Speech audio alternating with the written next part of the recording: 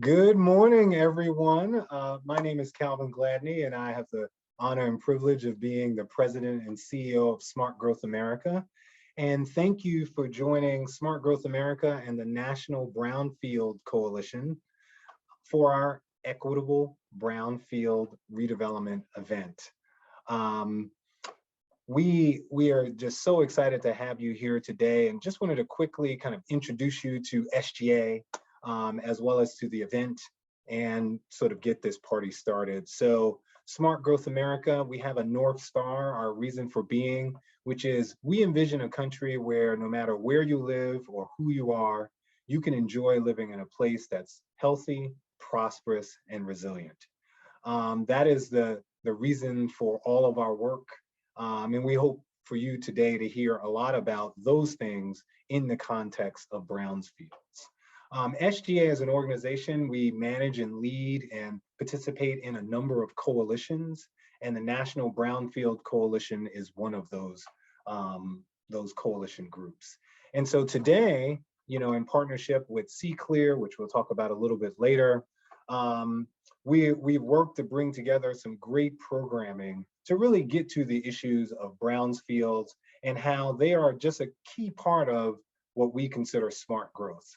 I mean, as you guys know, these contaminated lands that exist in many neighborhoods around the country often disproportionately negatively affect Black and Brown communities, residents, and business owners around the country.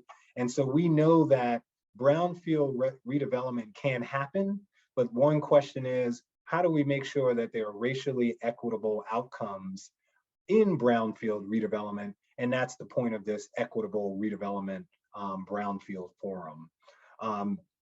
We know that it's not just a question of whether the folks in Black and Brown communities and other communities negatively affected by brownfields.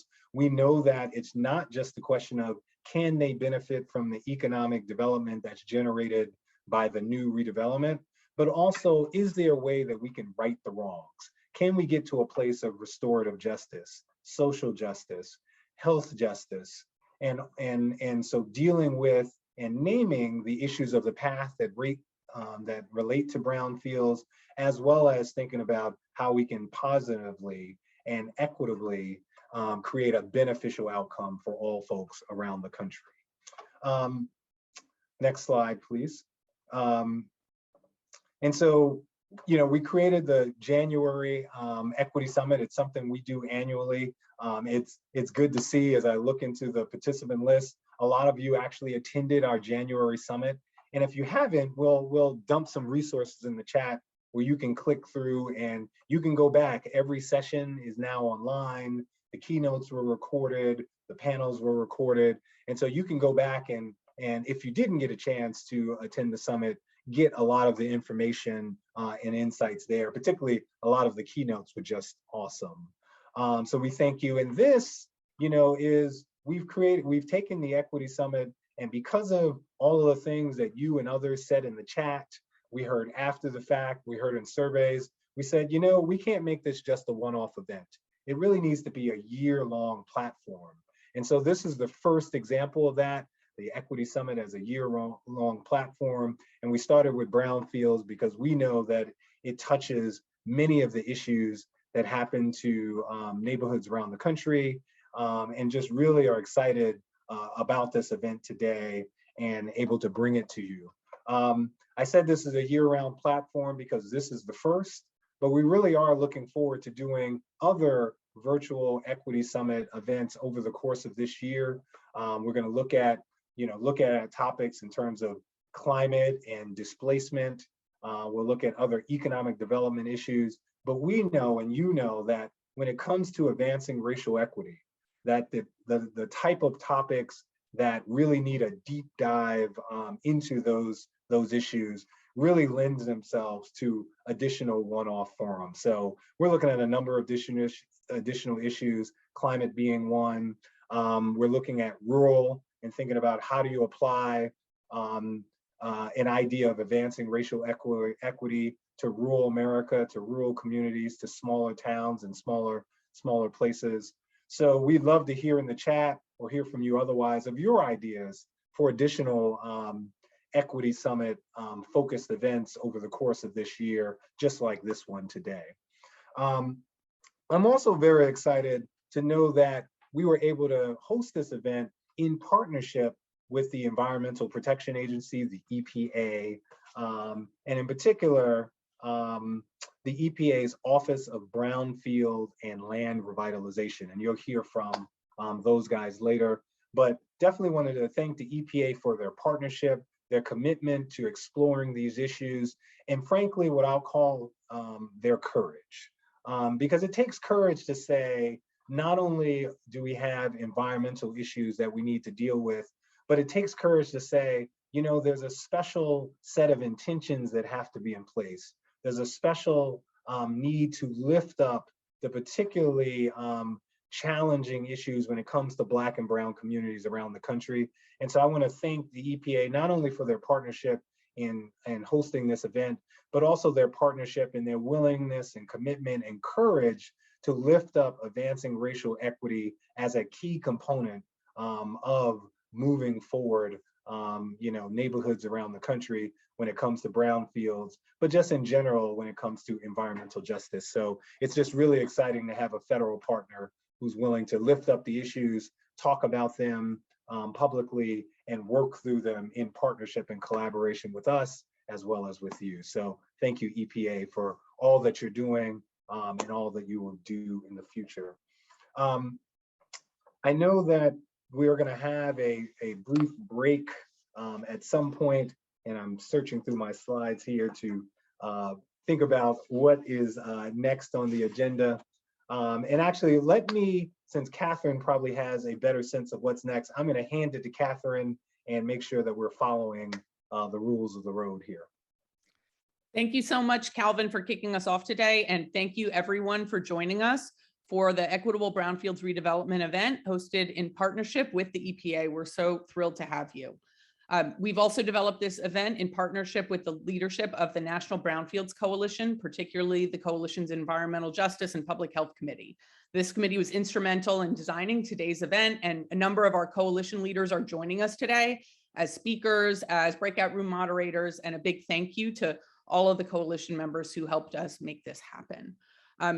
As Calvin kicked us off, we're really excited to work with you today to look at brownfields redevelopment as a key strategy for advancing equitable development and racial equity. Low-income communities and Black and Brown communities have been disproportionately impacted by site contamination and by the placement of harmful industrial uses. And these sites are now known as brownfields. Brownfield revitalization is critical for supporting these communities which have been disadvantaged by past policy, improving environmental health, and creating much needed housing and economic development opportunities on infill sites. However, without intentional policies in place, brownfield revitalization projects run the risk of leading to market shifts, which impact housing affordability and which could cause displacement and harm to those who have already suffered the most.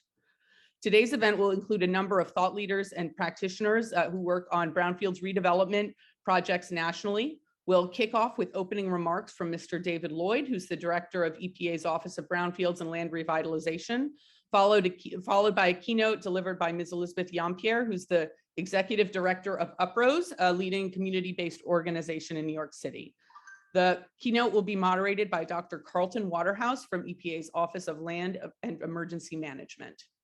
After a brief break, we'll move into a panel featuring Harold Mitchell, the founder of the Regenesis Community Development Corporation and a member of the National Brownfields Coalition's Environmental Justice Committee, and Jacqueline Flynn, who leads the A. Philip Randolph Institute in San Francisco. The panel will be moderated by Lee Alon, who serves as Chief of Planning at the New York City Mayor's Office of Environmental Remediation, and who is a longtime member of the National Brownfields Coalition Steering Committee. As you can see, we have ASL interpretation throughout the event. We will also have closed captioning provided through Zoom. To access the closed captioning, click the button in the controls for live transcript.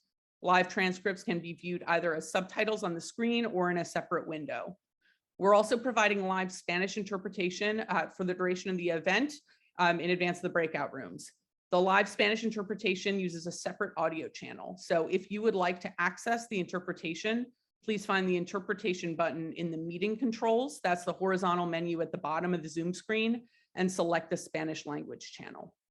Now, before we begin, and I'm so excited to move into our keynote today, we have a few poll questions so our speakers can learn a bit more about you. You know, we have 300 people on the line from across the country. So please take a look at this link, which is both in the chat and on the screen, and open a separate window or open it on your phone.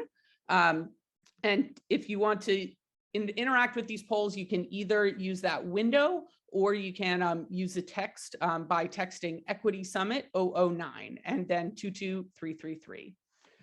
Let's move into the polls. So first, please share where you're located. Drop a pin on the map to show us where you were calling in from today. This is the only aspect of the poll which we cannot do on the phones. It's for computer-based use only, or browser-based use. So let's see what we have here, folks. East Coast, West Coast, Midwest. It's always fun to see these maps populate. So excited to see where folks are dialing in from today. And we'll have this open for another 15 seconds if people are still getting this together.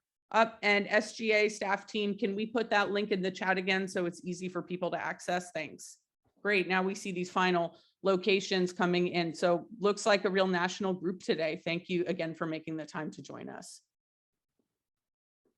We'll close this and head to the next slide. Thanks for also adding into the chat. And throughout the polls, feel free to add in the chat if you can't access the polling device. So for our next question, we would be interested to understand what's your role in brownfields redevelopment projects, whether that's professionally or in your community. Let's shut the poll down. Next slide, please.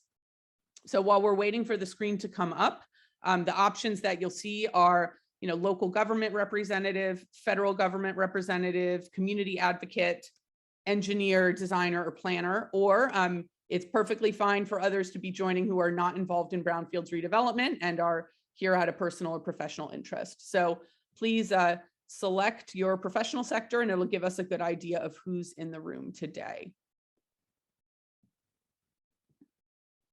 If anyone's having challenges, feel free to drop your professional role or more that you'd like to share in the chat. Wow, so we have a strong contingent of folks from local governments, a lot of folks in the private sector who contribute to brownfields redevelopments as designers or planners, community advocates, and other types of roles. It's true, brownfields are such complex projects. There are many different roles that we weren't able to list here. So thanks for taking the time today for to share this and help our speakers get a sense of the audience. Next question. So with this event and with the full Equity Summit program, we're eager to support practitioners in advancing racial equity through their smart growth, redevelopment, and land use work. So could you please rank your level of expertise or comfort with advancing racial equity through your work? Okay, so we have, again, quite a spread here, and thank you for your openness and, you know, sharing where you feel that you are as you come to the event today. Here, let's move to the next slide to keep us moving since we have so much to cover today. So we have two last questions as we get ready to hear from our speakers. We would like to hear what outcomes you've seen from brownfield redevelopment projects in your community or in communities where you work. You know, have you seen increased investment and opportunities that have benefited all or most community members, a lack of change, or have you seen affordability challenges for housing for small businesses? Again, thank you for your candor here, and this is really helpful for us to understand what folks are seeing in different parts of the country as you dial in today. We'll also be following up after this event to ask what more we can do in terms of providing resources, research, and connections to thought leaders on this topic. Thank you again. And it's great to see that the positive investment outcomes. Next slide. For our final poll, we'd like to do a little free association so the speakers and others can see what is on everyone's mind. So in one single response with no punctuation, please enter as many words as you'd like, describing the challenges facing equitable brownfield redevelopment. Note that you can only respond once. So please, either pick one word or multiple words, but you can only enter it once. So we'll see What is on people's minds? Money, funding, clearly, education, community. It's always fascinating to see all these ideas coming together here.